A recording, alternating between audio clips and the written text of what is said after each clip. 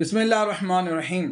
ایک ویڈیو آپ social net work کے اوپر جو چل رہی ہے، بڑا زور و زور سے وہ دعوے کیے جا رہے ہیں کہ بھائی وہ میں پکڑ لوں گا اور اس طرح کر کے رسی دے دوں گا اور یہ دوں گا وہ دوں گا۔ حضور پہلے حدیث پاک سماعت فرمائیں کہ نبی پاک صلی اللہ علیہ وسلم نے ارشاد فرمایا کہ جس کو جو نعمت دی جاتی ہے تو اس کے حاسدین و محتسبین بھی ہوتے ہیں۔ یہ مفہوم ہے۔ تو حضور جب ان کو نعمت دے دی گئی ہے تو حاسدین اور محتسبین تو پیدا ہونے ہی ہیں۔ تو اس کے ساتھ مقابلہ کرنے کے لیے آپ کو سب سے پہلے ان کا کام دیکھنا پڑے گا۔ ان کی طرح کام کر کے تو دکھائیں۔ جیسے مناطق میں ہے کہ اگر آپ نے بحث کرنی ہے تو پہلے اپنے درجے کے مطابق کا بندہ بھی تو دیکھیں۔ ان کی طرح کا پہلے کام کر کے دکھائیں، جنہوں نے خالی پاکستان میں نہیں، پاکستان کے دیگر صوبوں میں نہیں، پاکستان سے باہر ممالک میں انہوں نے مرکزی اہل سنت والجماعت کے وہ پلیٹ فارم عطا کر دی ہیں جہاں پر حفاظ، علماء، مفتیان کرام اور مبلغین اسلام پیدا کیے جا رہے ہیں۔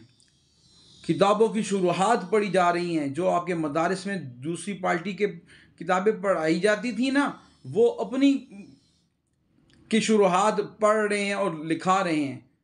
ان کے مرکزی کام کی طرف توجہ ہے۔ بحث مبحث کر کے آپ جو پیسہ کما رہے ہیں وہ حرام کا ہے۔ آپ اب تک یہ مجھے بتائیں کہ آپ نے کسی دیوبندی کو رائے راست کیا ہو، یا کسی اہل حدیث نے آپ کے ہاتھ کے اوپر توبہ کی ہو، یا کسی شیعہ نے آپ کے پاس آ کے توبہ کی ہو کہ بھئی میں نے یہ غلط عقائد رکھے تھے؟ نہیں کیے۔ کیوں کہ آپ نے وہاں پر ان کو رائے راست کے لیے گئے ہی نہیں، آپ تو اپنے پیسوں کے لیے گئے ہیں، اور آپ اپنے چاہنے والوں کو گمراہ کر رہے ہیں سستی شہرت کے لیے۔ سورج کو تھوک رہے ہیں، وہ تھوک آپ کے منہ پر پڑ گیا ہے، تو توبہ کر لیں، رائے راست پر آ جائیں۔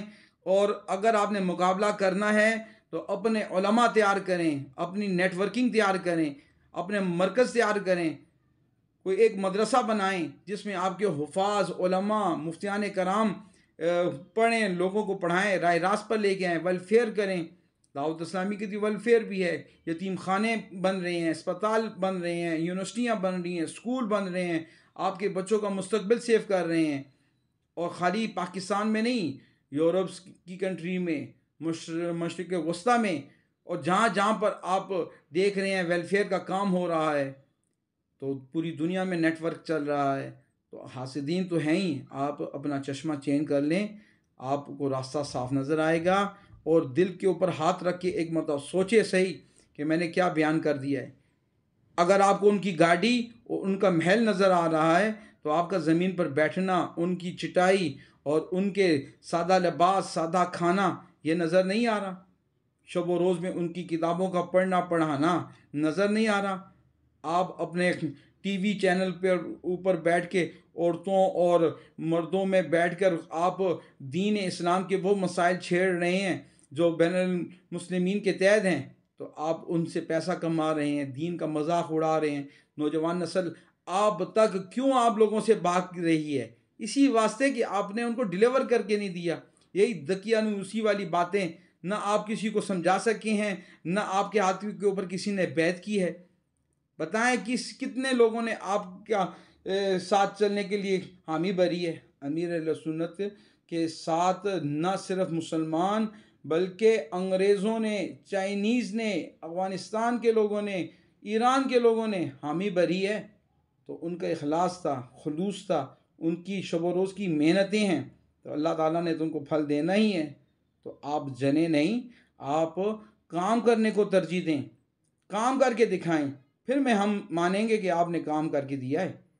تو ویسی بک بک کرنے کی ضرورت نہیں ہے آپ کو۔ برائے مہربانی رائے راست پر آ جائیں، توبہ کر لیں، یہی آپ کے حق میں بہت بہتر ہے۔ مرنے سے پہلے کوشش کریں کہ اپنے معاملات ٹھیک کر لیں تاکہ ہمارے سروں کا تاج آپ بن جائیں۔ وما علینا الا البلاء المبین۔